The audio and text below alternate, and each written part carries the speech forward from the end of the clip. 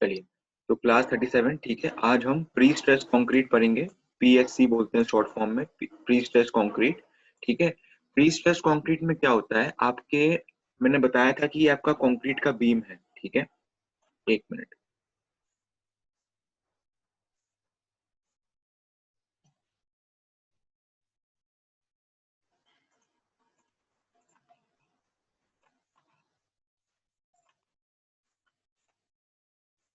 ठीक है, एक मिनट में सारे एनोटेशन बताता हूँ।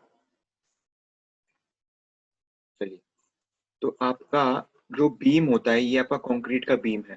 ठीक है, और ये आपका न्यूट्रल एक्सिस है। तो नीचे क्या होता था, टेंशन। ऊपर होती थी कंप्रेशन। तो नीचे क्या बोलता था मैं कि ये वाला जो एरिया है कंक्रीट का ये टेंशन में है, तो यहाँ पर क्या आएगा, क्रैक्स आएंगे। क्रैक्स आएंगे तो अगर एक बार कंक्रीट क्रैक हो गया तो वो कंक्रीट यूजफुल नहीं होता। ठीक है, इसलिए हम अपने एनालिसिस में नीचे वाले कंक्रीट को क्या करते थे, इग्नोर करते थे। उसकी कंप्रेसिव स्ट्रेंथ हम लेते ही नहीं थे, है कि नहीं। तो प्री स्ट्रेस कंक्रीट में क्या होता है, यहाँ पे टेंशन हो रही है। तो प्री स्ट्रेस कंक्रीट में सिंपली क्या होता है, जैसे आपका ये बीम है।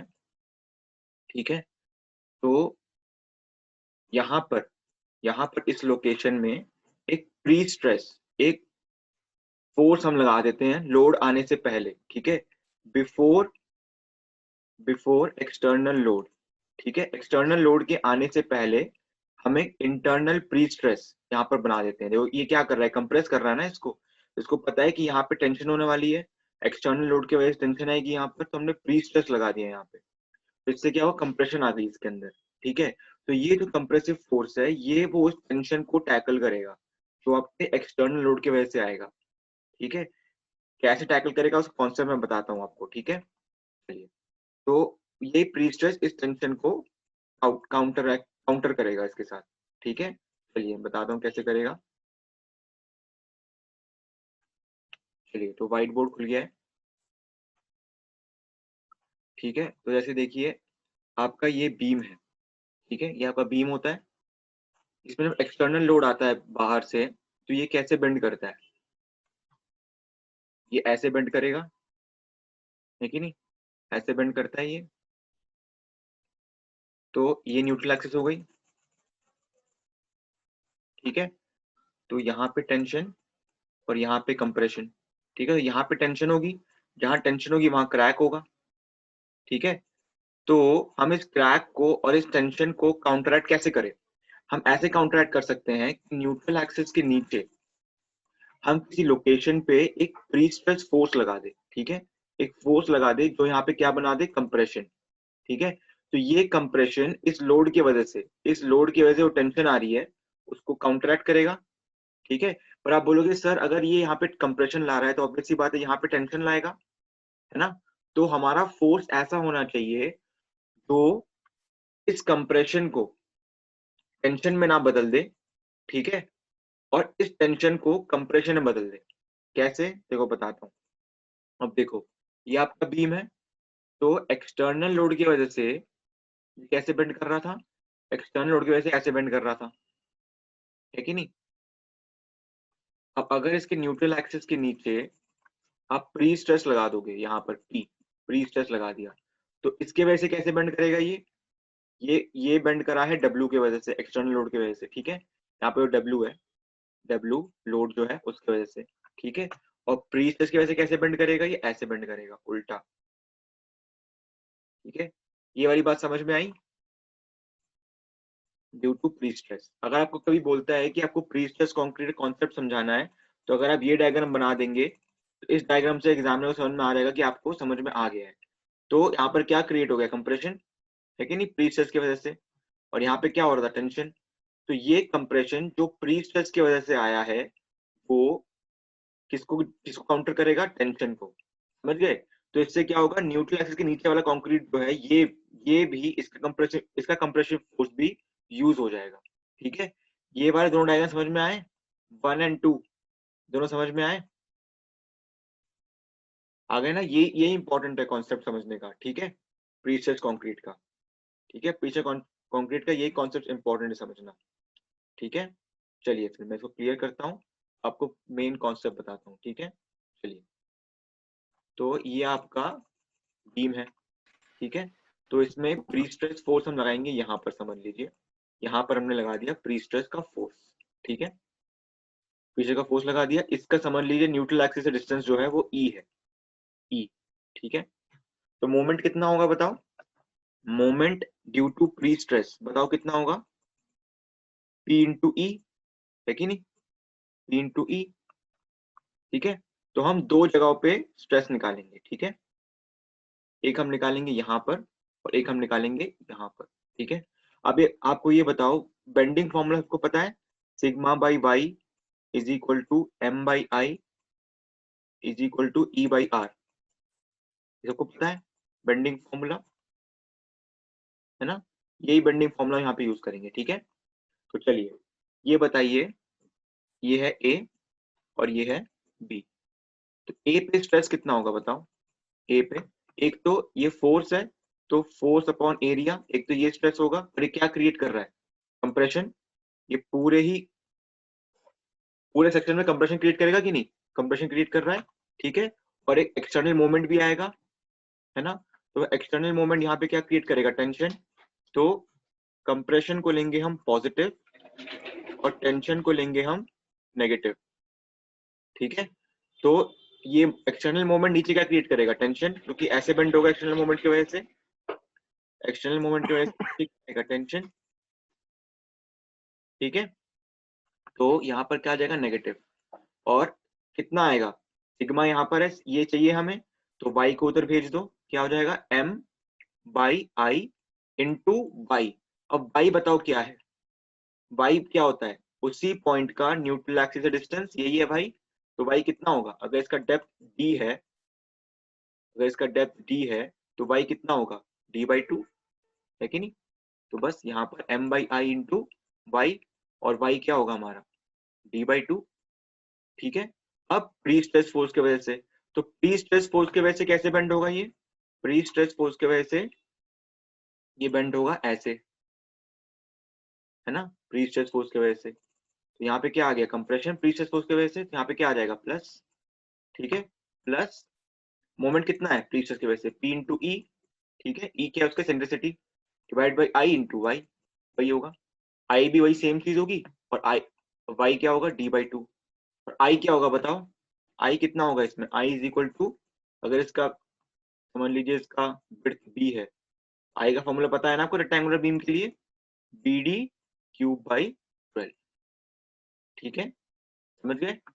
तो बस ये आपका फॉर्मूला समझना है, ठीक है। तो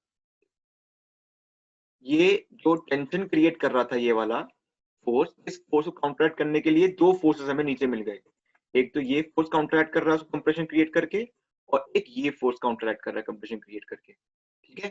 तो कॉन्सेप्ट समझ गए, कॉन्सेप्ट समझ में आ गया ना। तो हमारा कॉन्सेप्ट, तो हमारा मेन फॉर्मूला क्या बन गया, P बाई ए, ठीक है, प्लस या माइनस, क्योंकि मोमेंट ऊपर तो कंप्रेशन क्रिएट करेगा और नीचे tension, m by I into y plus minus P into e upon I into y, ठीक है, समझ गए। तो ये बताओ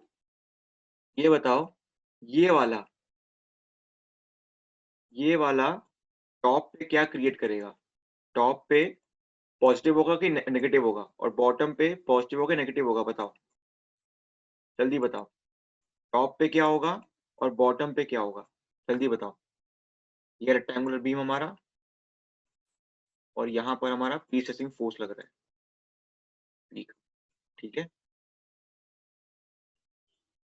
ठीक है। तो ये है हमारा बॉटम और ये है हमारा टॉप, ठीक है, जल्दी बताओ, टॉप पे पॉजिटिव बॉटम में नेगेटिव, गलत है प्रिंस, मैं प्री स्ट्रेसिंग फोर्स के बारे में बता रहा हूँ, तो बॉटम पे तो पॉजिटिव पॉजिटिव होगा ना कंप्रेशन, ठीक है। जल्दी बताओ यार, मेरे को लगता है समझ में नहीं आया लोगों को, आप लोग रिस्पॉन्ड करो, बताओ। टॉप पे पॉजिटिव नहीं होगा हर्षित, टॉप पे नेगेटिव होगा, मैं इसकी बात कर रहा हूँ, टॉप पे नेगेटिव होगा, टॉप पॉजिटिव बॉटम दोनों पॉजिटिव हो जाए, अच्छा, टॉप पे नेगेटिव होगा, ठीक है, और बॉटम पे पॉजिटिव होगा, ठीक है। चलो, इसका नहीं बता पाए, इसका बताओ फिर, इसका बताओ। इसका टॉप पे क्या होगा और बॉटम पे क्या होगा, बताओ। मोमेंट का जो एक्सटर्नल मोमेंट है, ये हमारा एक्सटर्नल है, एक्सटर्नल लोड की वजह से जो मोमेंट आ रहा है, और ये हमारा प्री स्ट्रेस फोर्स की वजह से जो आ रहा है, जो हमारा प्री स्ट्रेस फोर्स की वजह से आ रहा है। बताओ एक्सटर्नल मोमेंट का बताओ। एक्सटर्नल मोमेंट का टॉप पे क्या होगा, पॉजिटिव की नेगेटिव, और बॉटम पे क्या होगा।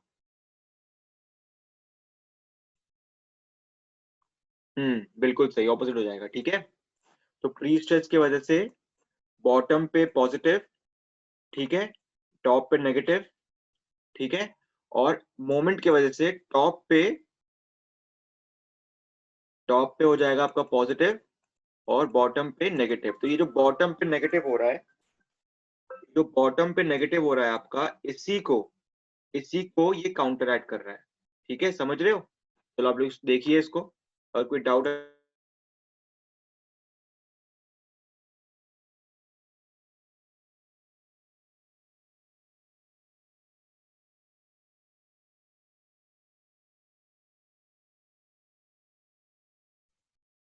ठीक है, समझ गए। तो यही जो नेगेटिव क्रिएट कर रहा है यहाँ पे मोमेंट, ये जो नेगेटिव मोमेंट क्रिएट कर रहा है ना, इसी को काउंटरएक्ट कर रहा है ये, ठीक है। तो इसलिए अब ये जो नीचे वाला कंक्रीट है, यहाँ ये भी यूज हो जाएगा, ठीक है, यहाँ पे टेंशन नहीं आएगी। और ये जो P/A है, ये तो पॉजिटिव थ्रू आउट है, ये तो पूरे के पूरे बीम में पॉजिटिव क्रिएट करेगा, कंप्रेशन क्रिएट करेगा, ठीक है, समझ गए। तो यही है कॉन्सेप्ट, ठीक है, यही प्रीस्ट्रेस का कॉन्सेप्ट है, ठीक है। न्यूमेरिकल नहीं आएगा, सिर्फ थ्योरी आएगी प्रीस्ट्रेस की, बट कॉन्सेप्ट समझाने के लिए, ये सब फॉर्मूला लिखने के लिए आ सकता है, ठीक है। वो बोल सकता है कि इलुसिडेट या फिर explain the concept of prestress using suitable formulas, ठीक है। तो वो आपको यूज करना है, समझ गए। तो मोमेंट की वजह से ऐसे बेंड होगा, ठीक है, और प्री स्ट्रेस की वजह से ऐसे बेंड होगा, ठीक है। तो बस काउंटर हो गया, ठीक है। तो ये बेंडिंग आपको याद रखनी है, इसी से आपको पता लगेगा कि प्री स्ट्रेस जो है नीचे कंप्रेशन क्रिएट करेगा, और मोमेंट जो है नीचे टेंशन क्रिएट करेगा। तो ये टेंशन और ये कंप्रेशन, ये दोनों एक दूसरे को काउंटरएक्ट करेंगे, ठीक है, समझ गए। तो हमें ऐसा काउंटरएक्ट करना है कि यहाँ पर नीचे टेंशन क्रिएट ना हो पाए, ठीक है, यही हमें मेक श्योर करना होता है। तो प्री स्ट्रेस फोर्स इसी बेसिस पे आता है कि कितना एक्सटर्नल मोमेंट आपका आ सकता है, ठीक है। तो उसी एक्सटर्नल मोमेंट के टेंशन को काउंटर करने के लिए कितना प्री स्ट्रेस चाहिए, तब हम निकालते हैं, ठीक है, समझ गए। तो बस यही कॉन्सेप्ट था, ठीक है। उसके बाद आपके टाइप्स ऑफ प्री स्ट्रेस है, लॉसेस ऑफ प्री स्ट्रेस है, ठीक है, और जो भी आपके मटेरियल यूज होते हैं प्री स्ट्रेस में, ठीक है, वो आप खुद पढ़ सकते हैं। मैं आपको बस दिखा दूंगा आपको क्या क्या में मेन देखना है, ठीक है। चलिए, तो ये प्री, ठीक है, तो इसके दो टाइप्स होते हैं, ठीक है, आपके, एक मिनट, आपके प्री स्ट्रेसिंग के दो टाइप्स होते हैं, ठीक है। प्री स्ट्रेसिंग के दो टाइप्स होते हैं, एक होता है प्री टेंशन, ठीक है, प्री टेंशन, ठीक है, और एक होता है पोस्ट टेंशन, ठीक है। तो प्री टेंशन में क्या होता है, आपका जो टेंडन्स है, ठीक है, इसमें बार्स नहीं बोलते, उसको टेंडन्स बोलते हैं, ठीक है। जो हम स्टील के टेंडन्स लगाते हैं बीम के अंदर, ठीक है, जिसमें हम प्री स्ट्रेस फोर्स लगाते हैं, ठीक है। यहाँ पर जो हम फोर्स लगा रहे हैं, वो फोर्स लगा किस पे रहे हैं, हम फोर्स को लगाते हैं इनके ऊपर, टेंडन्स के ऊपर। क्या होता है,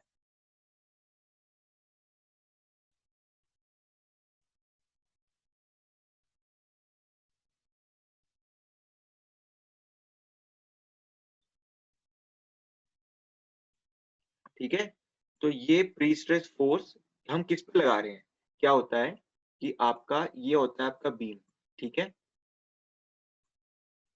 ठीक है। तो इसमें हम लोग टेंडन्स लगाते हैं, पतले पतले टेंडन्स इंस्टॉल करते हैं, ठीक है, और इसको हम फोर्स लगाते हैं इस पे, ऐसा वाला टेंसाइल फोर्स, ठीक है। तो ये टेंसाइल फोर्स लगाते हैं। तो अगर every force has an equal and opposite reaction, ठीक है। तो ये जब हम इस बार पे, ये टेंडन जो है, इस टेंडन पे जब हम टेंसाइल फोर्स लगाते हैं, ठीक है, जब इस टेंडन पे हम टेंसाइल फोर्स लगाते हैं तो ये एक रिएक्शन देता है, ठीक है। तो ये रिएक्शन कैसा देगा, ये रिएक्शन इसके ऑपोजिट डायरेक्शन का देगा, ये रिएक्शन देगा ये, ठीक है, इक्वल ऑपोजिट रिएक्शन पी का। तो बस यही पी जो है, यही है वो प्री स्ट्रेस फोर्स जिसकी बात कर रहा था, ठीक है, ठीक है। तो ये आपका कंक्रीट है, ठीक है, इसके अंदर में टेंडन इंस्टॉल कर रखे हैं, ठीक है। तो इसी बेसिस पे आपके दो टाइप के टेंशनिंग सिस्टम होती है, एक होता है आपका प्री टेंशन और एक होता है आपका पोस्ट टेंशन, ठीक है। प्री टेंशन में क्या होता है, हम कंक्रीट इंस्टॉल नहीं करते हैं, पहले हम टेंडन्स को इंस्टॉल करते हैं, फिर टेंडन्स को टेंशन देते हैं, उसके बाद हम कंक्रीट को पोर करते हैं वहां पे, ठीक है। तो उसको बोलते हैं हम प्री टेंशन। और पोस्ट टेंशन में क्या होता है, हम कंक्रीट के अंदर गैप डक्ट्स दिए रहते हैं, कंक्रीट के अंदर एम्प्टी डक्ट्स होते हैं, डक्ट्स मतलब पाइप समझ लीजिए, डक्ट्स या पाइप, ठीक है।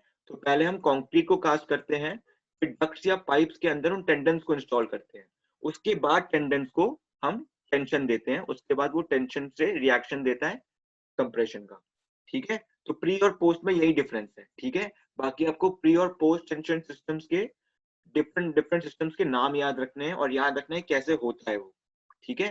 चलिए, तो वही हम अभी देखेंगे, ठीक है। तो प्री टेंशन पोस्ट टेंशन समझ में आ गया। प्री टेंशन में पहले टेंडेंस इंस्टॉल करेंगे, टेंडेंस को टेंसाइल फोर्स देंगे, उसके बाद कंक्रीट को हम पोर करेंगे, ठीक है। और पोस्ट टेंशन में क्या होता है, हम कंक्रीट के अंदर हम पहले ही डक्ट्स दिए रहेंगे, जहां पर कंक्रीट को पोर करना है वहां पे ऑलरेडी डक्ट्स रहेंगे आपके, ठीक है, पाइप्स या एम्प्टी डक्ट्स, ठीक है। उसके बाद कंक्रीट को पोर करेंगे, जब कंक्रीट सॉलिडिफाई हो जाएगा उसके बाद हम डक्ट के अंदर टेंडेंस को इंस्टॉल करेंगे, फिर टेंडेंस को हम टेंशन देंगे, तो वो टेंशन के ऑपोजिट रिएक्शन देगा कंप्रेशन का कंक्रीट के ऊपर, ठीक है। तो यही है प्री और पोस्ट में डिफरेंस, ठीक है। तो आप पढ़ेंगे आप बुक में तो आप ज्यादा अच्छे समझ पाएंगे, ठीक है। चलिए, तो इनके टाइप्स हम देख लेते हैं, कौन से टाइप्स हैं इनके, ठीक है। चलिए, तो ये आपका प्री टेंशन सिस्टम है, ठीक है। देखिए, ये स्टील टेंडन है, यहाँ पे कंक्रीट नहीं है, ठीक है। यहाँ कंक्रीट डॉटेड डॉटेड लाइन बने हुए हैं ना, वही कंक्रीट का डॉटेड लाइन है, ठीक है। यहाँ पे कंक्रीट नहीं है पहले, ठीक है, ये फर्स्ट स्टेप है, ठीक है। अप्लाइंग टेंशन टू टेंडन, ठीक है, पहले बस टेंडन है यहाँ पे, ठीक है, कंक्रीट नहीं है यहाँ पे, ठीक है। टेंशन दे दिया, उसके बाद कास्टिंग ऑफ कंक्रीट, ठीक है। कंक्रीट को हमने कास्ट किया, ये टेंशन है, ठीक है। ऑलरेडी इस पर टेंशन लगे हुए हैं, टेंशन लगा कैसे रहे हैं हम, यहाँ पे जैक है, ठीक है। इस जैक से हम बाहर खींचे टेंडन को, ठीक है। अगर बाहर खींच रहे हैं तो टेंडन इक्वल ऑपोजिट रिएक्शन लगाएगा पी का, ठीक है, इक्वल ऑपोजिट रिएक्शन पी का लगाएगा, यही पी जो है, जो रिएक्शन है वो किस पे लग जाएगा, वो लग जाएगा कंक्रीट पे। यही रिएक्शन किस पे लग जाएगा, कंक्रीट पे। कब लग जाएगा, जब कंक्रीट को कास्ट करेंगे, ठीक है। तो यहाँ पर टेंडन पहले है, टेंडन की टेंशनिंग पहले है, उसके बाद कंक्रीट की पोरिंग है, ठीक है। ये आपका प्री टेंशन सिस्टम है, ठीक है, समझ गए। ये डायग्राम हम बना देंगे, अब देख लेंगे, मोर देन इनफ है, ठीक है। तो इसमें देखिए आप कैसे बेंड हो रहा है ये, ठीक है, कैसे बेंड हो रहा है देख रहे हो आप, ये एक्सटर्नल लोड की वजह से बेंड होता है ऐसा, और ये प्री स्ट्रेस की वजह से कैसा बेंड हो रहा है, देखो ऐसा उल्टा बेंड हो रहा है, ठीक है। तो बस इसको काउंटर कर रहा है ये, ठीक है, ये एक्सटर्नल मूवमेंट की वजह से और ये प्री स्ट्रेस की वजह से, ठीक है, समझ गए। चलिए, आगे बढ़ते हैं, ठीक है। ये हॉयर सिस्टम है, ये आपको कहाँ यूज होता है, ये आपका प्री टेंशन सिस्टम है। प्री टेंशनिंग का एक ही सिस्टम होता है, हॉयर्स लॉन्ग लाइन मेथड, ठीक है। ये आपका इंडियन रेलवेज में होता है। आपने स्लीपर्स देखे हैं, आपने जब ट्रेन में कभी गए होंगे तो आपने देखा होगा कि ये ट्रैक होता है, ठीक है, ये आपका रेलवे ट्रैक होता है, इनके नीचे आपके स्लीपर्स लगे होते हैं, है कि नहीं। तो ये स्लीपर्स आपके आरसीसी के कभी कभी होते हैं, ठीक है, आरसीसी का होता है स्लीपर। तो ये स्लीपर इस सिस्टम से डिजाइन होता है, ठीक है, हॉयर सिस्टम से, ठीक है। तो यहाँ पर पहले आपने टेंडन को टेंशन कर दिया, ठीक है, उसके बाद ये स्लीपर्स आपने यहाँ पे लगा दिए, ये स्लीपर्स है, ठीक है। 3D में देखेंगे तो स्लीपर्स ऐसे होंगे, ठीक है। तो इन्हीं स्लीपर्स में हमने टेंशनिंग कर दी टेंडन से, ठीक है, ठीक है, ठीक है। चलिए, तो ये आपका हॉयर सिस्टम है, ठीक है। तो यहाँ पे तो प्री टेंशनिंग मैं लिख दिया, प्री टेंशनिंग मेथड है वो, ठीक है। चलिए, फिर ये stages of post tensioning. Post tensioning में पहले कौन आएगा? पहले आएगा कंक्रीट, पहले आएगा कंक्रीट। देखिए कंक्रीट हमने कास्ट कर दिया, इसमें देखिए एम्प्टी डक्ट, ये बात कर रहा था मैं डक्ट, ठीक है। ये डक्ट आपका क्या है? एम्प्टी है इस वक्त, ठीक है, एम्प्टी है, ठीक है। पहले क्या हो? Casting bed, casting of concrete, ठीक है। कास्टिंग बेड में ऑलरेडी ये डक्ट इंस्टॉल्ड रहेगा ताकि ये एम्प्टी स्पेस बच जाए कंक्रीट के अंदर, ठीक है। उसके बाद हम टेंडन्स को इस डक्ट के अंदर इंस्टॉल करेंगे और फिर जैक से टेंशनिंग करेंगे, ठीक है। ये हम टेंशन लगाएंगे तो इसके विपरीत, इसके ऑपोजिट वो रिएक्शन लगाएगा कंक्रीट के ऊपर, ठीक है। सर कभी कंफ्यूज मत होना कि सर हम तो स्टील को खींच रहे हैं, बट आपने बोला कि सर हम तो कंप्रेशन क्रिएट कर रहे हैं। तो स्टील को खींच रहे हैं, टेंडन स्टील का बना हुआ है, टेंडेंस को खींच रहे हैं, तो टेंडेंस को खींच रहे हैं तो टेंडेंस ऑपोजिट रिएक्शन लगा रहा है कंक्रीट पे कंप्रेशन का, ठीक है। तो ये देखिए ये वो तो ऑपोजिट रिएक्शन लगा रहा है इसके ऑपोजिट, ठीक है, ठीक है। और आपको ये भी ध्यान रखना है कि जो कि यहाँ पर बहुत ज्यादा स्ट्रेस क्रिएट होगा कंक्रीट के ऊपर, ठीक है। तो इसलिए कंक्रीट का काफी हाई ग्रेड यूज होता है, ठीक है। प्री टेंशनिंग के लिए आपका मिनिमम ग्रेड है M30, ठीक है, M40, सॉरी आपका M40 मिनिमम ग्रेड है प्री टेंशन के लिए, ठीक है। प्री टेंशन सिस्टम जिससे मैंने पहले पढ़ाया था, प्री टेंशनिंग के लिए आपका मिनिमम RCC ग्रेड, ठीक है, मिनिमम RCC ग्रेड, ठीक है। और M30 है आपका पोस्ट टेंशन के लिए, ठीक है। M30 आपका पोस्ट टेंशन के लिए, ठीक है। तो इतना आपको याद होगा जब हम बीम वगैरह पढ़ते थे तो M25 कंक्रीट वगैरह यूज करते थे। प्री स्ट्रेस में M30 से नीचे तो हो नहीं सकता। पोस्ट टेंशनिंग सिस्टम है तो M30 मिनिमम RCC का ग्रेड है, और प्री टेंशनिंग का सिस्टम है तो M40 मिनिमम ग्रेड है, ठीक है। और स्टील का ग्रेड भी काफी हाई होता है। स्टील का आपका जो FI होता है, जैसे FI, जैसे हम Fe415 यूज करते थे, है ना, तो उसमें उसका यील्ड स्ट्रेस कितना होता था? 415 न्यूटन पर mm स्क्वायर, ठीक है। पर प्री स्ट्रेस कंक्रीट में जो हम स्टील यूज करते हैं उसका यील्ड वैल्यू 1500 से लेके 2000 तक होता है, ठीक है। तो ये भी आपको ध्यान रखना है, ठीक है। इतना ज्यादा क्योंकि हम बहुत ज्यादा टेंशन बहुत ज्यादा देते हैं इसमें, ठीक है।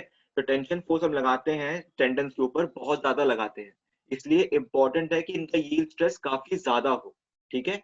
1500 से लेके 2000 न्यूटन पर mm स्क्वायर होता है टेंडन्स का यील्ड स्ट्रेस, ठीक है। तो कभी इसको स्टील बार्स मत बोलना, टेंडन्स, इसको टेंडन्स बोलते हैं, ठीक है, समझ गए। चलिए ये आपको ध्यान रखना है, ये आपका बुक में लिखा हुआ है, बस ओवरव्यू दे रहा हूँ इस चैप्टर का, ठीक है। तो पोस्ट टेंशनिंग के सिस्टम है कुछ, आपको सिस्टम्स के नाम याद रखने हैं आपके, ये इंपॉर्टेंट है ये वाले, ठीक है।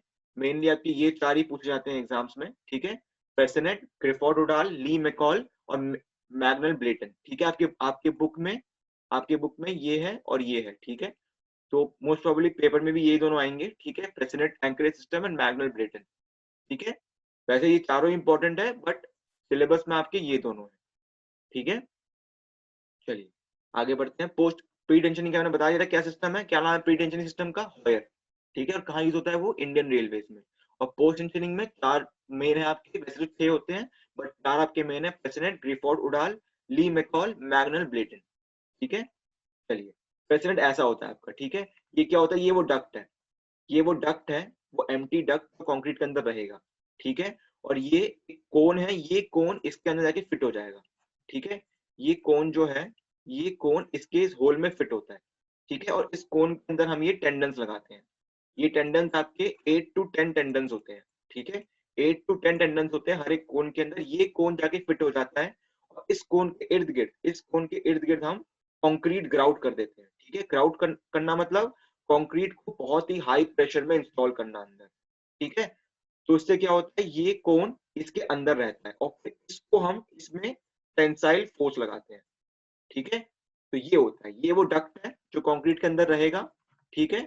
और ये वो कोन है जो कोन इसके होल में जाके फंसेगा, ठीक है। और उस इस कोन के अंदर आपके हाई टेंसाइल वायर्स होंगे, ठीक है। वायर्स या यही है वो टेंडेंस जिसकी बात कर रहा हूं मैं, ठीक है। यही है वो टेंडेंस, ठीक है। इन्हीं टेंडेंस पे हम प्री स्ट्रेस फोर्स लगाएंगे, किस कैसा? टेंसाइल, ठीक है, टेंसाइल फोर्स लगाएंगे। इसी टेंसाइल फोर्स का जो रिएक्शन होगा पी का, वो लगाएगा कंक्रीट के ऊपर, ठीक है। तो ये फ्रेसेनेट सिस्टम, ठीक है, इसका थ्योरी वगैरह आप पढ़ लेना अपने बुक से, ठीक है। चलिए, ये फैसनेट सिस्टम है, ठीक है, ये आपका थ्योरी है, ठीक है। इसमें इस मेल कोन के इसको इसको फीमेल कोन बोलते हैं या डक्ट, ठीक है, यही है वो डक्ट जो अपने कंक्रीट के अंदर रहता है, ठीक है। इसी डक्ट के एम्प्टी स्पेस में इस मेल कोन को हम घुसाते हैं और इस मेल कोन के अंदर आपके वो टेंडन्स है, ठीक है, हाई टेंशन वायर, ठीक है, हाई टेंशन वायर लिखा हुआ है इसमें, ठीक है। यही वो टेंडन्स है और टेंडन्स कितने होते हैं, 8, 12 या 16 इन नंबर, ठीक है। और एक साथ दे आर टेंशनड टुगेदर, ये इंपॉर्टेंट है, ठीक है। ये सारे वायर्स जो होते हैं वो एक साथ इनको टेंशन किया जाता है, समझ गए, ठीक है। उसके बाद है आपका मैग्नेट ब्रेटन, ठीक है। मैग्नेट ब्रेटन में क्या होता है आपका, एक ठीक है, मैग्नेट ब्रेटन में क्या होता है आपका, यही है कंक्रीट आपका, ठीक है। कंक्रीट में आपका रेक्टेंगुलर डक्ट्स होंगे, ठीक है, रेक्टेंगुलर डक्ट्स होंगे और उसमें ये सैंडविच प्लेट्स होंगे। सैंडविच प्लेट दिख रहा है आपको, देखो यहाँ पर स्टील जाएगा, स्टील के डंडन जाएंगे, यहाँ पे स्टील के डंडन जाएंगे, यहाँ पे टेंडन जाएगा, यहाँ पे टेंडन जाएगा, यहाँ पे टेंडन जाएगा और दोनों के बीच में गैप होगा, ठीक है। समझ गए कैसा होगा, देखिए ऐसा ऐसा ऐसा ऐसा, इसको सैंडविच प्लेट्स बोलते हैं, ठीक है। इसके अंदर जो है आपके, अरे ये क्या हो, एक मिनट, क्या आपके सैंडविच प्लेट्स हैं, ठीक है। सैंडविच प्लेट्स क्यों बोलते हैं, क्योंकि इसके बीच से निकलता है वो सैंडविच की तरह, ठीक है, ठीक है। और आपके जो बार्स हैं वो इनके बीच से जाते हैं यहाँ से, ठीक है। तो हर एक कोरुगेशन में अराउंड 2 से 4 बार्स होते हैं, ठीक है। और हर एक बार को अलग अलग टाइम पे हम टेंशन करते हैं, ठीक है। पहले क्या करेंगे, पहले इसको टेंशन करेंगे, फिर इन दोनों बार को टेंशन करेंगे, फिर इन दोनों बार को टेंशन करेंगे, फिर इन दोनों बार को करेंगे, तो यही डिफरेंस है आपका, ठीक है। आपके फैसिनेट में क्या था, ये सारे बार्स एक साथ घुसे हुए थे एक ही होल के अंदर, ठीक है। इसमें क्या है, इसमें रेक्टेंगुलर डक्ट खांचे बने हुए हैं, ठीक है। उसमें 2 बार्स या 4 बार्स एट द मोस्ट आते हैं इन खांचे के अंदर, ठीक है। और एक बार में 2 या 4 बार, उससे ज्यादा नहीं, टेंशन करते हैं हम, ठीक है। कॉन्सेप्ट वही है, इनको आपने टेंशन लगाया, ठीक है, तो इनने उल्टा रिएक्शन दिया कंक्रीट के ऊपर, ठीक है। बस यही है, ये डिस्ट्रीब्यूशन प्लेट है, ठीक है। डिस्ट्रीब्यूशन प्लेट मतलब ये जो सैंडविच है ये आपका इसके अंदर घुसता है, ठीक है। ये सैंडविच प्लेट है, ये स्टील का बेड है और ये हाई टेंसाइल वायर्स है, ठीक है। ये वायर्स जो हैं, ये वायर्स इसी के स्पेस के अंदर से घुस के यहाँ पर जा रहे हैं, ठीक है। तो ये आपका मैग्नेट ब्रेटन सिस्टम, ठीक है। ये कंक्रीट है आपका जो, ठीक है। In Freyssinet system several wires stretch at a time, in Magnel Blaton 2 wires, ठीक है। जो 2 वायर्स हमारे एम्प्टी स्पेस के अंदर गए थे, ठीक है, एट अ टाइम 2 वायर्स ही सेट होते हैं, ठीक है। Anchorage device consist of sandwich plates, ठीक है। सैंडविच ये याद रखना, मैग्नेट ब्रेटन मतलब sandwich, sandwich plates having grooves, grooves वही एम्प्टी स्पेस जो मैंने बताए, to hold the wires and wedges which are also grooved, ठीक है। ईच प्लेट कैरीज 8 वायर्स, ठीक है। मतलब हर एक प्लेट, अगर एक प्लेट में, अगर एक ग्रूव में 2 वायर्स आ रहे हैं और टोटल एक प्लेट में 8 वायर्स हैं, तो कितने ग्रूव्स हो गए, 4 ग्रूव, ठीक है। तो हर एक प्लेट में 4 ग्रूव्स होते हैं, ठीक है। ऐसे 4 ग्रूव्स होंगे आपके, ठीक है। और इसी में आपके ऐसे टेंडन्स जाएंगे, ठीक है, यहाँ से टेंडन्स जाएंगे, ठीक है। तो ये बता रहा है, ठीक है। वायर्स का diameter 5 mm to wires of 5 mm और 7 mm डायमीटर आर अडॉप्टेड, ठीक है। Cable consist of wires in multiples of 8 wires, ठीक है। तो 60 प्रेसिडेंट में क्या था, प्रेसिडेंट में 8, 12, 16 वायर्स तक यूज हो रहे थे, इसमें अप टू 64 वायर्स यूज हो सकता है, ठीक है। ये डिफरेंस है मैग्नेट ब्रेटन और प्रेसिडेंट में, ठीक है। चलिए, तो ये भी समझ गए आप लोग, तो ये दोनों सिस्टम इंपॉर्टेंट है आपके लिए, ठीक है। ये आपकी बुक से ही है, ठीक है, आपको पढ़ लेना है यहाँ पे बुक से, ठीक है। चलिए, अब हम है पढ़ने लॉसेस, ठीक है। लॉसेस क्या होता है, जैसे आपने प्री स्ट्रेस लगा तो दिया, ठीक है, पर उस फोर्सेस, उस प्री स्ट्रेस फोर्स में अगर लॉस आ गया तो, ठीक है, तो ये हम लोग आपके बुक से देखते हैं, ठीक है। एक मिनट, चलिए, सबसे पहला है आपका loss due to elastic shortening, ठीक है। मतलब क्या है, देखिए, ये आपका सिर्फ प्री टेंशन में ही होता है, पोस्ट टेंशन में नहीं होता है, ठीक है। पोस्ट टेंशन में तभी होता है जब आप सारे वायर्स यूज करो और सारे वायर्स को एक साथ टेंशन ना करो, तब पोस्ट टेंशन में आएगा, वरना इलास्टिक शॉर्टनिंग ऑफ कंक्रीट आपका प्री टेंशन में ही होता है। क्या होता है प्री टेंशनिंग में? क्या करते हो आप प्री टेंशनिंग में? आप पहले वायर को टेंशन करते हो, ठीक है, आप पहले टेंशन करते हो वायर्स को, ठीक है, उसके बाद आप इसके ऊपर कंक्रीट को लगाते हो, ठीक है।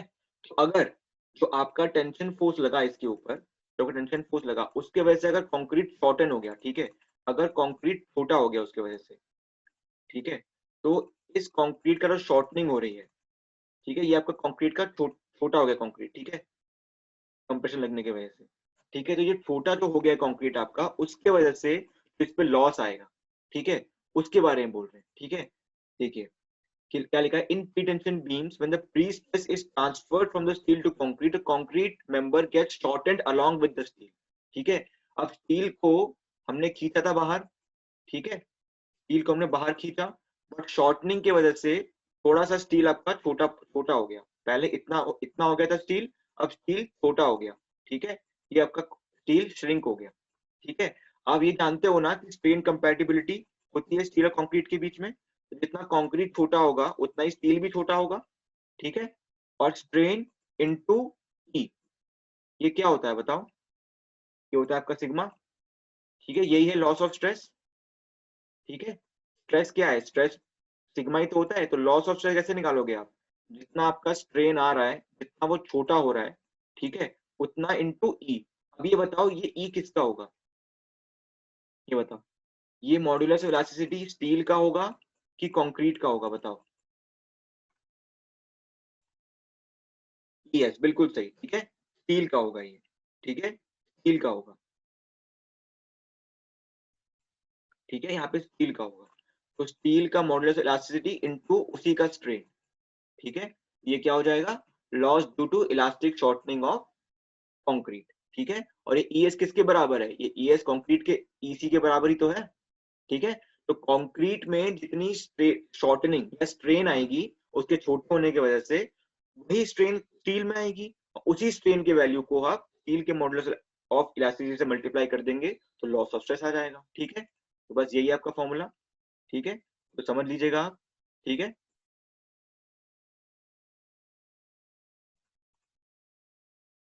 ठीक है, तो देखिए ये है आपका स्ट्रेन इन कंक्रीट, कंक्रीट का स्ट्रेन है ये, ठीक है, कंक्रीट स्ट्रेन, ठीक है, और ये है स्टील का स्ट्रेन, ठीक है, बट ये दोनों तो इक्वल है। तो F C upon E C is equal to F S upon E S. तो एफ एस क्या है? एफ एस है आपका स्ट्रेस, ठीक है, तो आपका स्टील में स्ट्रेस है, तो F S is equal to E S by E C into F C. तो एफ एस क्या होगा? M into F C, M into F C, क्योंकि एम क्या होता है? मॉड्यूलर रेशियो, मॉड्यूलर रेशियो क्या था? ई एस अपॉन ई सी, ठीक है, ठीक है, समझ गए? तो आपका लॉस ऑफ स्ट्रेस कितना हो गया? M into F C. ये आपका एम इंटू एफ सी, ये है लॉस किसके वजह से? इलास्टिक शॉर्टनिंग ऑफ कंक्रीट की वजह से, ठीक है। ये मैंने बताया था दोनों का स्ट्रेन सेम है, स्ट्रेन कंपैटिबिलिटी की वजह से, ठीक है, तो उससे आपका एम इंटू एफ सी, ये आपका फॉर्मूला है, ठीक है, एम इंटू एफ सी, ठीक है। न्यूमेरिकल्स वैसे नहीं आएंगे आपके प्री स्ट्रेस में, पर आपको फॉर्मुलेस पता होने चाहिए, क्योंकि 6 सेमेस्टर में आपका एडवांस कंक्रीट टेक्नोलॉजी है, उसमें आपको प्री स्ट्रेस पढ़ना है पूरा, ठीक है, तो इसलिए आपको ध्यान होना चाहिए, ठीक है। ये पहला लॉस हो गया, ठीक है। चलिए, उसके बाद है हमारा loss due to creep. Creep क्या होता है? क्रीप पता है आपको? क्रीप आपका होता है टाइम डिपेंडेंट स्ट्रेन जो आता है कंक्रीट के अंदर, ठीक है। इसमें क्या है? आपका लोड नहीं बढ़ रहा है, आपका लोड नहीं बढ़ रहा है, बट फिर भी कुछ ना कुछ स्ट्रेन आता रहता है उसके अंदर, कंक्रीट के अंदर, ठीक है, उसी को हम बोलते हैं क्रीप। क्रीप होता है time dependent strain without any change in the load, ठीक है, लोड वही है बट फिर भी क्रीप बढ़े जा रहा है, ठीक है। तो आईएस कोड बोलता है, आईएस कोड क्या बोलता है कि जितना स्ट्रेन आता है कंक्रीट में, कितना आता है? एफ सी अपॉन ई सी, उसको आप क्रीप कोएफिशिएंट, ये आपका क्रीप कोएफिशिएंट होता है, ठीक है, आपका क्रीप कोएफिशिएंट आपका गिवन रहता है आईएस कोड में, ठीक है, ये क्रीप कोएफिशिएंट होता है, ठीक है, ठीक है, क्रीप कोएफिशिएंट होता है आपका, ठीक है। ये क्रीप कोएफिशिएंट की वैल्यू 2.2, 1.6 एंड 1.1, ठीक है। ये डिपेंड करता है कि कंक्रीट कास्ट करने के बाद किस दिन पे लोड हुआ है। अगर कंक्रीट के कास्ट करने के बाद 7th डे पे लोडिंग हो रही है तो 2.2 होगा, ठीक है। अगर 28th डे पे लोडिंग हो रही है तो क्रीप कोएफिशिएंट 1.6 होगा, और 21 ईयर के बाद अगर लोडिंग हो रही है तो वो 1.1 होगा। ठीक है, ये क्रीप कोएफिशिएंट की कुछ वैल्यूज है, आपको ये याद नहीं रखने, क्वेश्चन में गिवन रहता है ये। ठीक है, वैसे न्यूमेरिकल आपको आएगा नहीं, बट इनकेस कभी सॉल्व करने को आया पेपर एग्जाम में आगे जाके एसीटी में, तो उसमें आपको क्रीप कोएफिशिएंट वैल्यू गिवन रहेगी, बट वैसे ये होती है। आईएएस कोड में कहाँ गिवन है बता दूंगा आपको, शायद यही वाला क्लॉज होगा 6.2.5.1, इसी में देखना आप। ठीक है, यहाँ पे 6.2.5.1 में दिया हुआ है क्रीप कोएफिशिएंट। ठीक है, तो 2.2, 1.6 एंड 1.1, तो कुछ नहीं करना आपको, जब मैंने बता ही दिया है कि आपको जितना स्ट्रेन नॉर्मली आता है उसमें सिर्फ आपको 5 मल्टीप्लाई करना है क्रीप का स्ट्रेन निकालने के लिए, तो क्या हो जाएगा, m इंटू एफ सी, तो फॉर्मूला वैसे ही था हमारे पास, जो कंक्रीट के बाय डिफॉल्ट जितना स्ट्रेन आ रहा था उसकी वजह से, उसको आप क्रीप कोएफिशिएंट से मल्टीप्लाई कर दो। ठीक है, बस सीधा। ठीक है, तो आपका इलास्टिक शॉर्टनिंग ऑफ कंक्रीट की वजह से क्या था formula, m into F C, और क्रीप की वजह से क्या होगा 5 इंटू m इंटू एफ सी।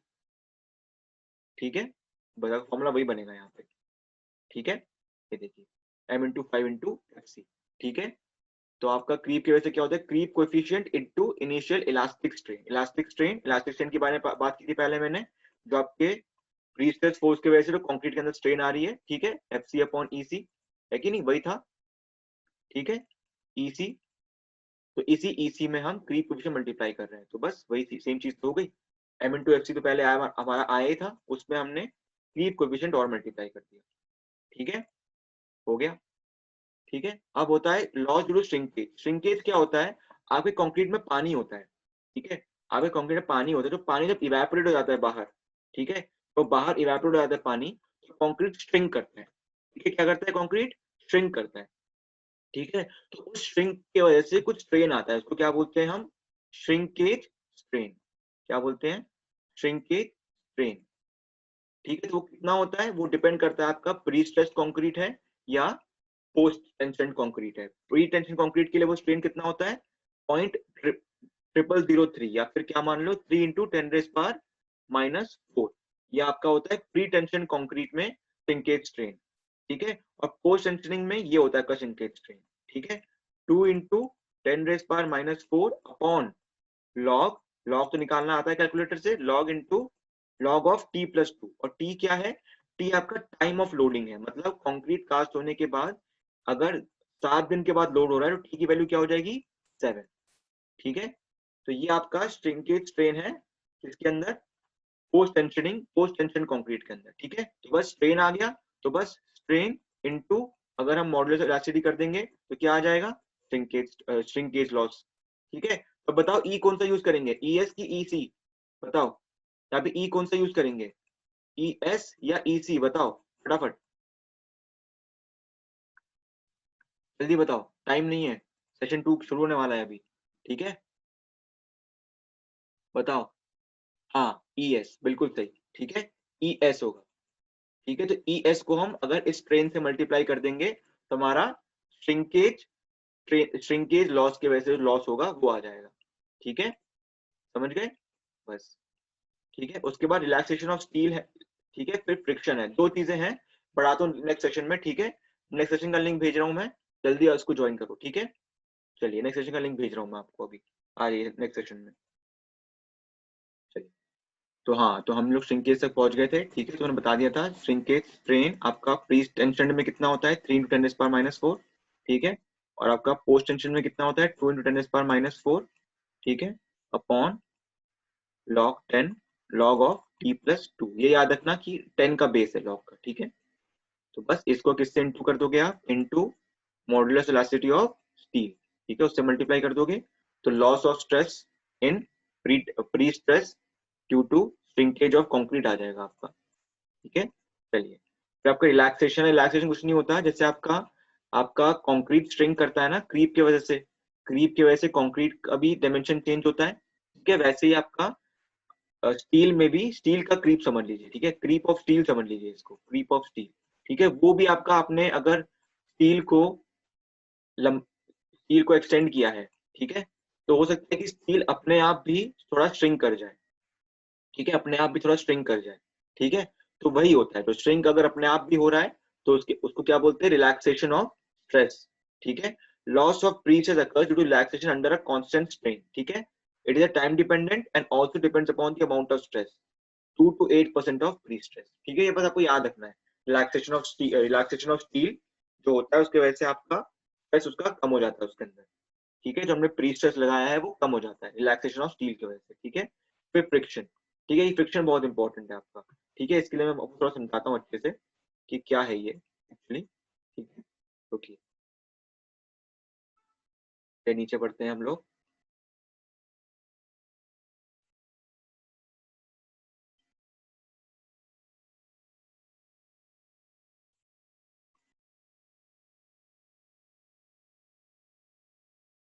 फ्रिक्शन, ठीक है। तो फ्रिक्शन में क्या होता है आपका, ये आपका प्री स्ट्रेस लॉस, ठीक है। प्री स्ट्रेस लॉस में मैंने आपको बता दिया दो टाइप के लॉस, दो टाइप के लॉस होते हैं, एक इमीडिएट एक टाइम डिपेंडेंट, ठीक है। इलास्टिक शॉर्टनिंग मैंने बता दिया आपको, फ्रिक्शन बता दिया, एंकरेज स्लिप नहीं बताया, एंकरेज स्लिप बताऊंगा मैं आपको, फ्रिक्शन बताऊंगा मैं अभी आपको, ठीक है।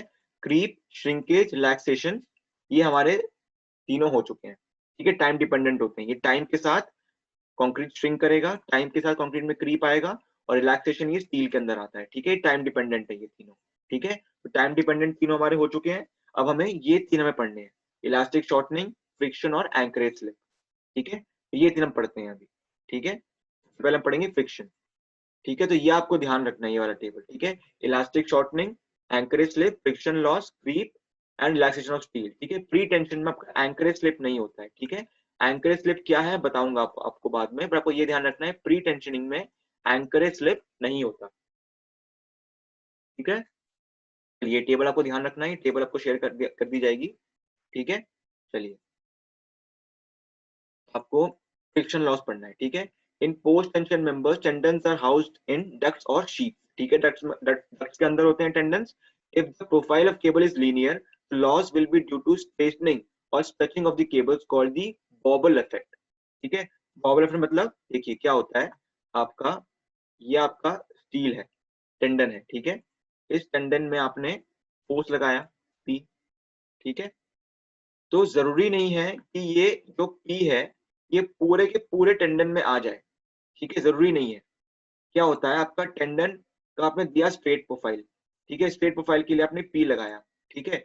बट इन केस अब ग्रेविटी लग रही है उसके अंदर, एक मिनट, अब ग्रेविटी लग रही है उसके अंदर, ग्रेविटी की वजह से क्या होगा, वो ऐसा हो जाएगा, ठीक है। तो ये जो नीचे चला जा रहा है वो स्ट्रेट प्रोफाइल से लेके नीचे चला जा रहा है, तो इसके वजह से भी कुछ लॉस होगा स्ट्रेस का, ठीक है। इसी को बोलते हैं बॉबल इफेक्ट, ठीक है। तो जरूरी नहीं है कि अगर आपने सीधा आपने ऐसा टेंडन दिया और उसमें ऐसा फोर्स लगाया तो जरूरी नहीं है वो ऐसा रह जाएगा, ठीक है। क्या पता थोड़ा सा ऐसा हो जाए वो, ठीक है, ग्रेविटी की वजह से थोड़ा सा ऐसा हो जाए, ठीक है। तो इसी को बोलते हैं वॉबल इफेक्ट। क्या बोलते हैं इसको, vowel effect. The profile is curved, ठीक है। प्रोफाइल स्ट्रेट की जगह कर्व हो गया, ठीक है। There will be loss due to friction between tendon and the duct और बिटवीन द टेंडन देमसेल्व्स, ठीक है। क्या होगा देखिए, आपका ये आपका डक्ट है, ठीक है। डक्ट को मैंने बड़ा बना दिया, ठीक है। ये आपका डक्ट है, ठीक है। तो डक्ट के अंदर आपके क्या है, बार्स है, टेंडन्स है, डक्ट के टेंडन्स है आपके। तो इन टेंडन्स के बीच में फ्रिक्शन होगी, ठीक है। इन टेंडन्स के बीच में फ्रिक्शन होगी, और जो टेंडन आपके लास्ट में है बाउंड्री के पास, उसमें और डक्ट के बाउंड्री में भी फ्रिक्शन होगी, ठीक है, ठीक है। तो एक तो आपका फ्रिक्शन, एक तो आपका लॉस किसकी वजह से हो गया, वॉबल इफेक्ट की वजह से, जो आपका स्ट्रेट टेंडन के जगह वो कर्व्ड हो गया, तो ये हो गया वॉबल इफेक्ट, ठीक है। और दूसरा इफेक्ट क्या होगा, फ्रिक्शन का, दो टेंडन्स के बीच में फ्रिक्शन होगी, या फिर टेंडन्स और डक्ट के बाउंड्री के बीच में फ्रिक्शन होगी, ठीक है। ये डक्ट है, ये टेंडन है, ठीक है। तो दो टाइप के लॉस हो गए यहाँ पे, एक तो वॉबल इफेक्ट की वजह से और एक फ्रिक्शन की वजह से, ठीक है। तो वॉबल इफेक्ट की वजह से जो लॉस आता है उसको हम टर्म करते हैं के एक्स, जिसमें ये होता है आपका वॉबल वॉबल फैक्टर, के आपका होता है वॉबल फैक्टर, और एक्स आपका होता है डिस्टेंस, ठीक है। ये एक्स आपका डिस्टेंस है आपका वहां का जहां पर आपका जो बेंडिंग मोमेंट है वो मैक्सिमम है, वो आपका एक्स होता है, ठीक है। बेंडिंग मोमेंट मैक्सिमम, यहाँ पर आपको प्री स्ट्रेस आपका सबसे मिनिमम है, ठीक है। क्या होता है जैसे आपका ये बार है, ठीक है, ये आपका रुकिए, आपका टेंडन ऐसा है, ठीक है। तो आपने अगर दो टाइप की जैकिंग होती है, ठीक है। एक आपकी जैकिंग होती है jacking from both the side और एक होती है जैकिंग फ्रॉम वन साइड। ठीक है, देखिए अगर जैकिंग फ्रॉम बोथ साइड, यहाँ से भी आपने प्री स्ट्रेस लगाया है और यहाँ भी आपने प्री स्ट्रेस लगाया है, तो बताओ यहाँ पे मिनिमम प्री स्ट्रेस कहाँ पर होगा? मिनिमम होगा यहाँ पर बीच में बिल्कुल। तो इस कंडीशन में एक्स क्या हो गया? L/2। ठीक है, समझ गए? और अगर जैकिंग फ्रॉम वन एंड है, ठीक है, वन एंड, सिर्फ यहाँ जैकिंग करी है, सिर्फ यहाँ पर हमें जैकिंग करी है, यहाँ पे जैकिंग नहीं करी, ठीक है, तो यहाँ पर मिनिमम कहाँ हो जाएगा प्री स्ट्रेस फोर्स? मिनिमम कहाँ हो जाएगा? यहाँ पर, यहाँ पर हो जाएगा P minimum pre stress force. इस कंडीशन में एक्स क्या हो जाएगी? L। ठीक है, आपको ये न्यूमेरिकल आएंगे नहीं और वैसे आपको पता होना चाहिए एक्स की वैल्यू क्या होती है। ठीक है, ठीक है, तो एक्स की वैल्यू आपके प्री स्ट्रेस जहां पर लगा रहे हो उस लोकेशन से उस लोकेशन तक का डिस्टेंस होता है जहां पर आपका मिनिमम प्री स्ट्रेस है। ठीक है, समझ गए? तो आपका के क्या है? के आपका वॉबल फैक्टर है। ठीक है, उसके जो एक्स लग रहा है वो एक्स क्या है? Distance between the point where prestress is applied to the point where the prestress has its minimum value. ठीक है, तो ये क्या है? Jacking from both ends, jacking from both the ends, और ये है जैकिंग फ्रॉम वन एंड। ठीक है, समझ गए? तो इसमें x इक्वल टू एल होगा, इसमें x इक्वल टू L/2 होगा। समझ गए? ठीक है, चलिए। और जो आपका फ्रिक्शन की वजह से जो ये फ्रिक्शन लग रहा है टेंडेंस के बीच में, उसकी वजह से जो फैक्टर होगा वो होगा म्यू अल्फा। ठीक है, म्यू क्या होगा? म्यू आपको पता है फ्रिक्शन कोएफिशिएंट होता है। तो फ्रिक्शन कोएफिशिएंट आपके टेंडेंस और डक्ट्स के बीच में लग रहा है, जो फ्रिक्शनल कोएफिशिएंट डक्ट्स और टेंडेंस का जो मटेरियल होता है जनरली सेम होता है, इसलिए तो डक्ट और टेंडेंस के बीच में फ्रिक्शन लग रहा है और जो टेंडेंस के बीच में भी जो फ्रिक्शन लग रहा है, दोनों में जो म्यू की वैल्यू होगी वो सेम होगी। ठीक है, और अल्फा क्या होगा? अल्फा में भी डिपेंड करता है, अगर फ्रॉम वन एंड है, अगर जैकिंग फ्रॉम वन एंड है तो अल्फा की वैल्यू होगी 8h/L, और जैकिंग फ्रॉम बोथ एंड है तो अल्फा की वैल्यू होगी 4h/L। ठीक है, अब बोलोगे सर ये h क्या है? तो देखिए आपका h होता है आपका ये बीम है। ठीक है, कभी कभी क्या होता है हमारा, हम टेंडन देते हैं पैराबोलिक कभी कभी। ठीक है, टेंडन कैसे देते हैं? पैराबोलिक। ठीक है, तो यहाँ पर ये होता है h मान। ठीक है, यहाँ पर टेंडन है, शुरू हुआ टेंडन, कर्व लेगा, इसको कर्व टेंडन हमने प्रोवाइड किया। ठीक है, तो ये हमारा h होता है। ठीक है, 8h/L होता है हमारा अल्फा जब जैकिंग फ्रॉम वन एंड होता है, और 4h/L होता है जब जैकिंग फ्रॉम टू एंड्स होता है। ठीक है, आपको ज्यादा डेप्थ में नहीं जाना है, मैं आपको बता रहा हूँ ताकि आपको 6 सेमेस्टर में ज्यादा प्रॉब्लम ना आए। जब आप एडवांस होकर टेक्नोलॉजी पढ़ोगे, आप न्यूमेरिकल करोगे तो आपको तब ये अल्फा की वैल्यू आएगी। ठीक है, अभी के लिए आपको बस ये फॉर्मूले ध्यान रखने हैं। ठीक है, ये फॉर्मूला, ये फॉर्मूला, वेव इफेक्ट मतलब वॉबल इफेक्ट, और ये आपको जो फ्रिक्शन लग रहा है। ठीक है, तो ये इस फैक्टर की बात कर रहा था मैं। ठीक है, तो आपका पी एक्स मतलब ये आपका पी नॉट है, जो आप जैक जहाँ पे आप लगाते हो, जहाँ पे प्रीसेस लगाते हो आप जैक्स के थ्रू, वहां पर जितना स्ट्रेस है इंटू ई की पावर माइनस और ब्रैकेट म्यू अल्फा प्लस ए एक्स। ठीक है, तो ये जो फैक्टर में समझाए थे मैंने आपको अभी। ठीक है, P naught initial prestressing force at the jack end. ठीक है, एट द जैक एंड, जहाँ पे अपने जैक लगाए, जहाँ पे प्रीसेस लगाना शुरू कर रहे हो वहां पर है ये फोर्स। ठीक है, तो अब ऑब्वियसली बात है P x is less than P not, है कि नहीं? तो बस ये क्यों लेस हो रहा है? ये दोनों फैक्टर की वजह से कम हो रहा है। ठीक है, आपको बस ये फॉर्मूला ध्यान रखना है अभी के लिए। ठीक है, न्यू अल्फा और के एक्स क्या है आपको पता चलेगा एडवांस कॉग्निटिव टेक्नोलॉजी में। थोड़ा सा मैंने ओवरव्यू बता दिया आपको क्या होता है, ये 6 सेमेस्टर में आपका इंपॉर्टेंट होगा। तो मैंने बता दिया है एक्स क्या होता है, अल्फा क्या होता है। ठीक है, तो ये आपका आईएस कोड है प्री स्ट्रेस का, आपको यूज करने के लिए अलाउड नहीं है पेपर में। ठीक है, आपको बस बता रहा हूँ, अगर आपको इनकेस कभी इनके टर्मिनोलॉजी समझने हो या कुछ डाउट हो तो ये आईएस कोड रेफर कर सकते हो। ठीक है, ठीक है, चलिए फ्रिक्शन वाला हो गया। बस यही आपका, यहीं पे आपका खत्म होता है प्रीस्ट्रेस कंक्रीट। ठीक है, हल्का सा मैंने ओवरव्यू बता दिया आपको। बाकी मैंने आपको, एक मिनट, मैंने आप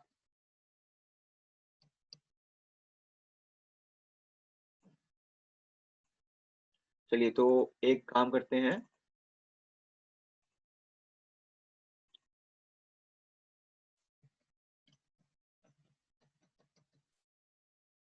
हाँ, तो ये आपको मैंने शेयर किया था ग्रुप पे, है कि नहीं, मॉडल एंड टर्म पेपर।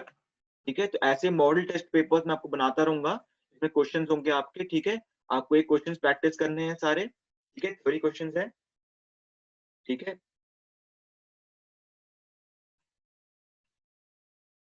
ठीक है, ये आपका मॉडल टेस्ट पेपर है, ठीक है, आपको ये प्रैक्टिस करने हैं सारे, सबमिशन इंपॉर्टेंट नहीं है, आपको बस देखने हैं कि ये सारे क्वेश्चन आपको आते हैं कि नहीं, ठीक है, तो ऐसे क्वेश्चन होंगे आपके। फर्स्ट क्वेश्चन में आपको टेस्ट 10 क्वेश्चन करने होंगे, 12 क्वेश्चन होंगे और बस आपको कोई 10 करने होंगे, ठीक है, 2 मार्क्स के होंगे। फिर सेकंड क्वेश्चन में आपको कोई 5 अटेम्प्ट करने हैं, ठीक है, उसमें टोटल 8 क्वेश्चन होंगे, उसमें से कोई 5 अटेम्प्ट करने हैं। सेम आपको यही आपको आपका स्कीम रहा होगा पहले भी एंड टर्म पेपर का, ठीक है, तो थोड़ी-थोड़ी क्वेश्चन होंगे, ठीक है।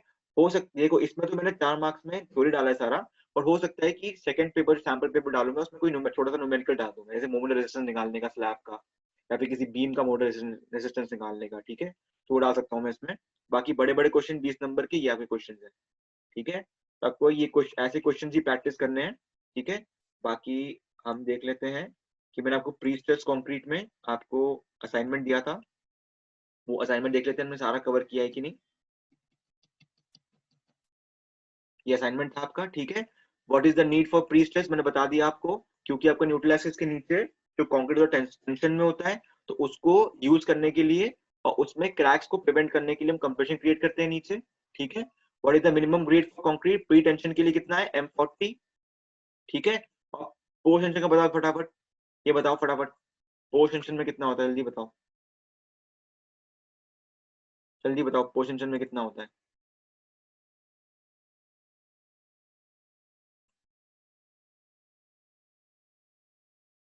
पोस्ट टेंशन में M30, बिल्कुल सही, ठीक है, पोस्ट टेंशन में M30 होता है, ठीक है। चलिए दोनों क्वेश्चन हो गए।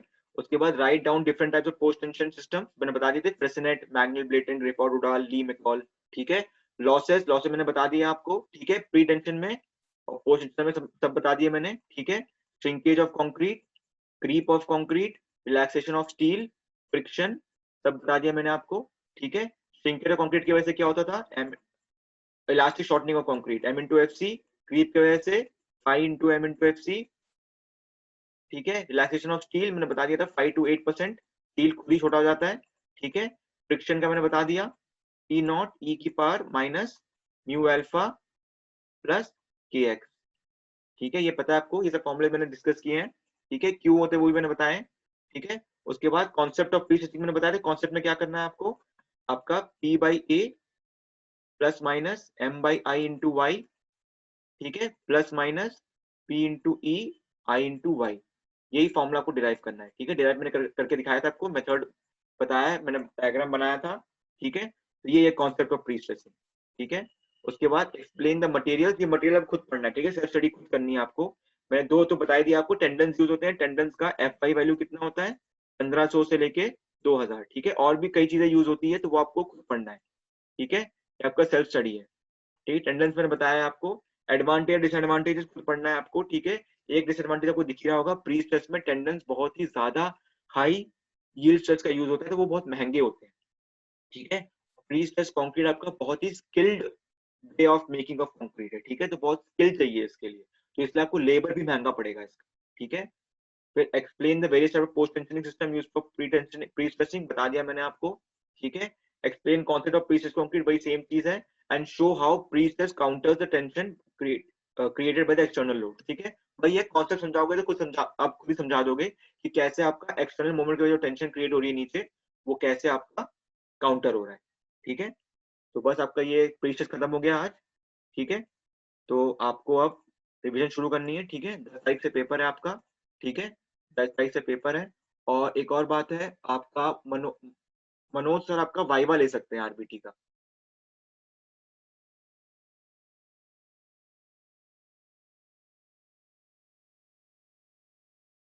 देखिए राजीव, 20 मार्क का क्वेश्चन होगा डब्ल्यू इन पोस्ट का, ठीक है, तो उसमें आपको सब कुछ करना है, ठीक है, आपको सब कुछ करना है उसमें, ठीक है।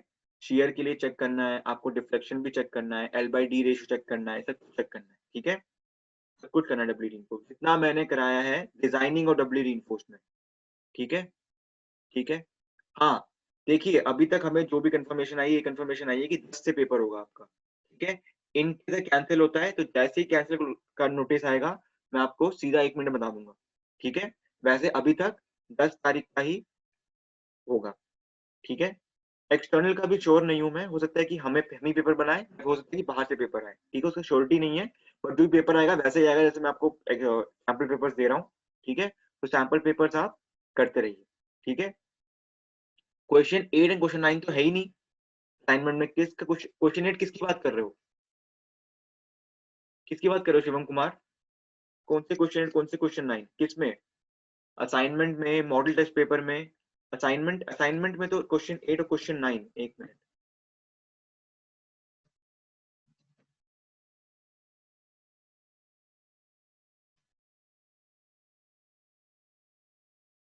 मैंने बता दिया शिवम, ठीक है आपको, ठीक है। नहीं बता रहा हूँ ना आपको, एक्सटर्नल का भी श्योरिटी नहीं है मोहम्मद आदिल, ठीक है। जैसे ही सेंटर वगैरह सब कुछ हमें अलॉट होंगे मैं आपको बता दूंगा, ठीक है। ऑफलाइन भी हो सकता है, ऑनलाइन भी हो सकता है। देखिए सिर्फ और सिर्फ डेट का कंफर्मेशन है कि 10 तारीख से होगा, ठीक है।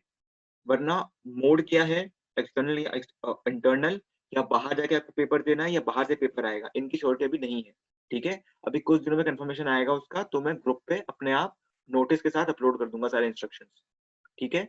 बाकी आप लोग कर दीजिए अपना सारा रिवीजन, ठीक है। रिवीजन स्टार्ट कीजिए। WSM में सिर्फ सिंगली रीइंफोर्स पढ़ेंगे आप, फिर आप LSM में सिंगली रीइंफोर्स, डबली रीइंफोर्स्ड, फिर डबली रीइंफोर्स का डिजाइन, ठीक है। उसके बाद आप स्लैब पढ़ेंगे, स्लैब में से 1 वे आएगा, 2 वे में से थ्योरी आएगी, ठीक है। फिर आप कॉलम पढ़ेंगे, कॉलम में सब कुछ आएगा आपका, न्यूमेरिकल वगैरह सब कुछ, ठीक है।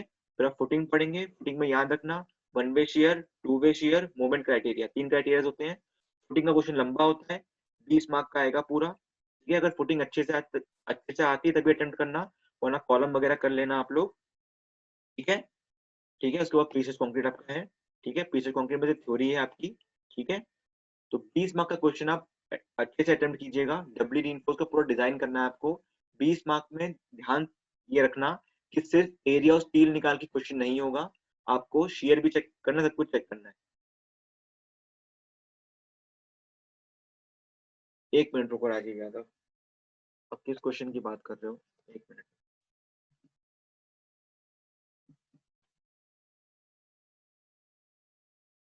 सेशनल 2, चलिए आपके सामने सेशनल 2 खोलता हूँ मैं।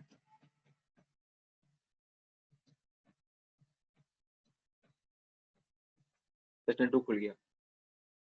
हाँ बताइए कौन से क्वेश्चन की बात कर रहे हैं राजीव यादव, आप बताइए।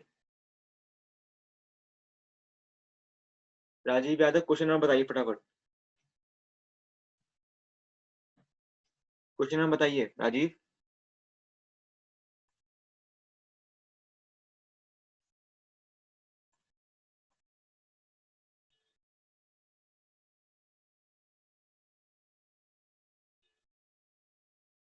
बिल्कुल शिवम, राजीव यादव क्वेश्चन बताइए।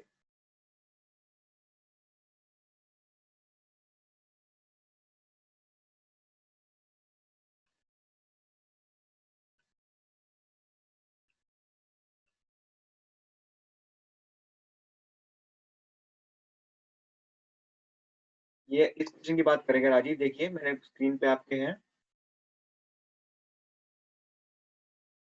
इसका डी होगा ना ऑप्शन, क्या इसमें डाउट है आपको? देखिए आपको मनदीप ने शायद एक्सप्लेन कर दिया ऑलरेडी, ठीक है। इसका मिनिमम होगा ना, आपके 3 कंडीशन होते हैं लेटरल टाइज के, 16 times the minimum diameter longitudinal bar, least lateral dimension है 300 mm। तो इन तीनों में से जो भी मिनिमम वैल्यू आएगी वो आपकी लेटरल टाइज के पिच को गवर्न करेगा। तो बस यही है आपका डी, यही है आपका आंसर, ठीक है। Minimum value of the above 3 govern, ठीक है। समझ गए राजीव? ठीक है, यही आपने गलती, अब 300 mm लगा दिया होगा आपने गलती से, ठीक है। इसका ऑप्शन डी था, ठीक है। चलिए फिर मेरे ख्याल से क्लियर है ये डाउट, ठीक है। और तो कोई डाउट नहीं है सेशनल में, सेशनल में मेरे ख्याल से और कोई डाउट होगा नहीं, मैंने आपको आंसर की शेयर कर ही दिया था, ठीक है। ठीक है तो हाँ मनदीप, 2 वे स्लैब, हाँ बताइए। 2 वे स्लैब में, 2 वे स्लैब में से थ्योरी आएगी आपकी, ठीक है। हाँ करता हूँ।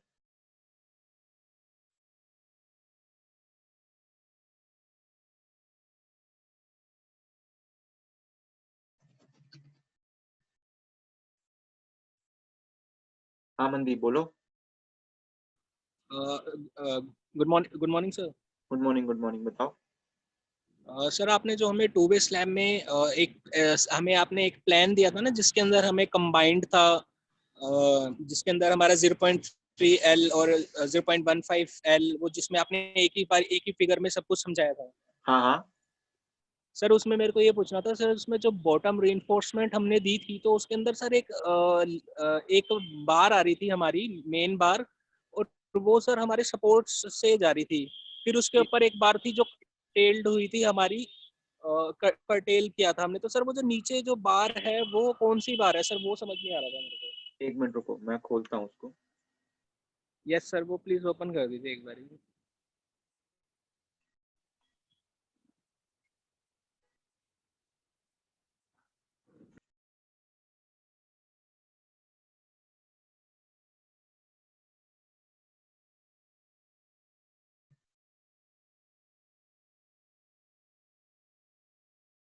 हम्म,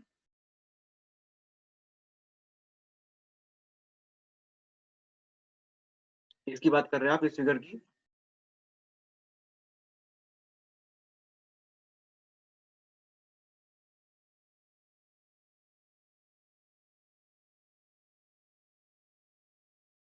फिगर की बात कर रहे हैं आप?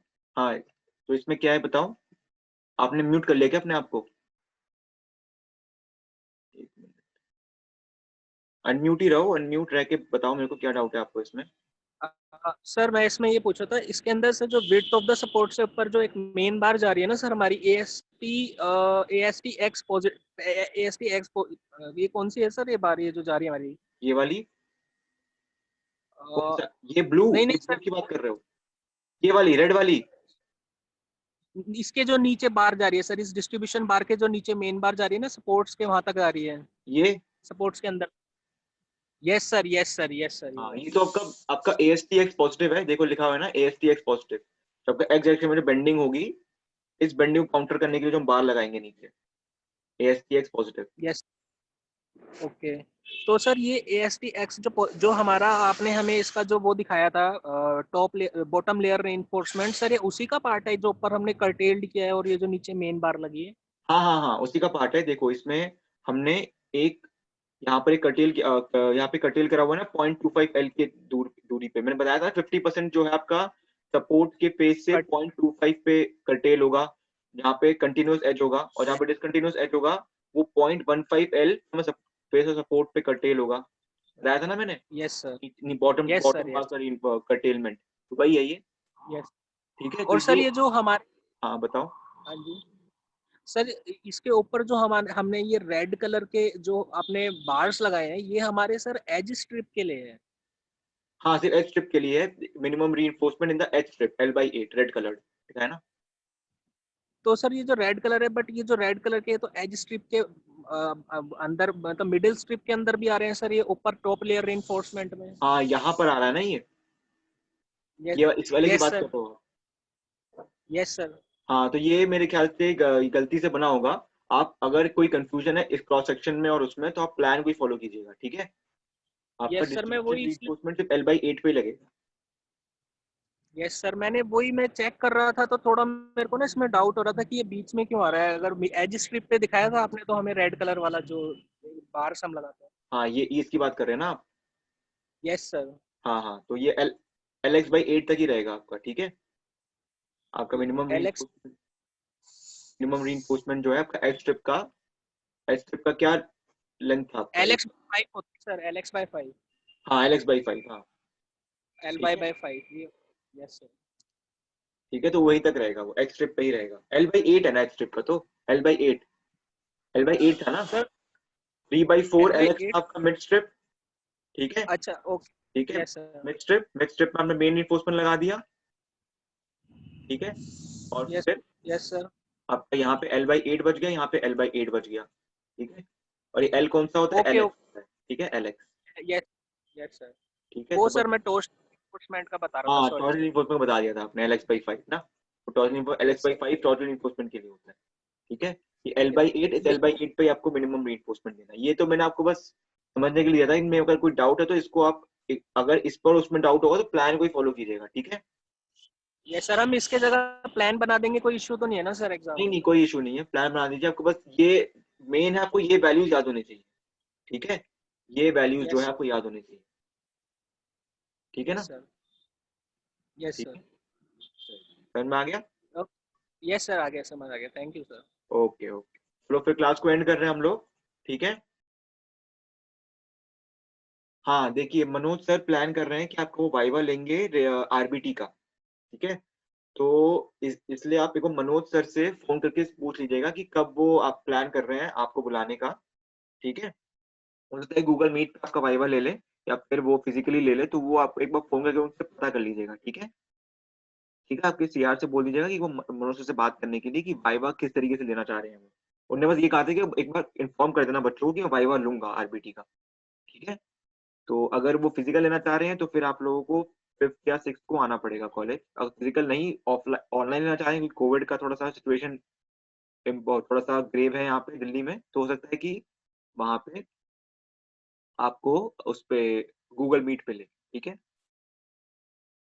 कर लिया है, चलो ठीक है, यार निकले के लिए तो बहुत अच्छी बात है, ठीक है? चलिए फिर, आउट ऑफ दिल्ली उनका ऑनलाइन होगा आशीष, ठीक है, अगर वाइवा हुआ तो। वरना अगर एग्जाम आपका ऑफलाइन हुआ तो आपको आना पड़ेगा दिल्ली, ठीक है? तो एग्जाम ऑफलाइन होगा कि ऑनलाइन होगा, एक्सटर्नल होगा कि इंटरनल होगा, सब कुछ बता दूंगा मैं आपको, ठीक है? आपका आज या कल में हमारा पता लग जाएगा, ठीक है, कि क्या है, क्योंकि दिल्ली में कुछ श्योरिटी है नहीं कि कोविड की वजह से क्या रिस्ट्रिक्शन लगने वाले हैं, और ठीक है, जैसे ही हमें क्लियर हो जाएगा हम लोग बता देंगे आप लोगों को, ठीक है? चलिए फिर आज की क्लास एंड करते हैं, ठीक है? रिवीजन स्टार्ट कर दीजिए। रिवीजन मैंने आपको एक सैम्पल पेपर दिया, उसको सॉल्व कीजिए, सबमिशन इंपॉर्टेंट नहीं है, ठीक है? हाँ बिल्कुल बिल्कुल संदीप कुमार, ठीक है? डेट डेट कंफर्म करके बताएंगे, ठीक है? सैम्पल पेपर्स प्रैक्टिस करो, ठीक है? आज रात को या कल सुबह मैं एक और सैम्पल पेपर अपलोड करूंगा, ठीक है? और न्यूमेरिकल्स होंगे उसमें, ठीक है? कीजिए। डिजाइनिंग कोई क्वेश्चन में हमेशा ध्यान रखिएगा, अगर बी का क्वेश्चन डिजाइनिंग में, तो shear check L by D सब कुछ चेक करना है आपको, ठीक है? Development length L by D, shear check सब कुछ करना है आपको, ठीक है? शेयर चेक आपको स्लैब में भी करते ही हो, तो डिजाइनिंग का जो भी क्वेश्चन है जितना मैंने कराया है उतना तो करना ही करना है, तभी आपके 20 नंबर आएंगे उसमें, ठीक है? क्योंकि 20 नंबर बहुत ज्यादा होते हैं, ठीक है? चलिए फिर क्लास को एंड करते हैं, ठीक है? Okay, bye bye.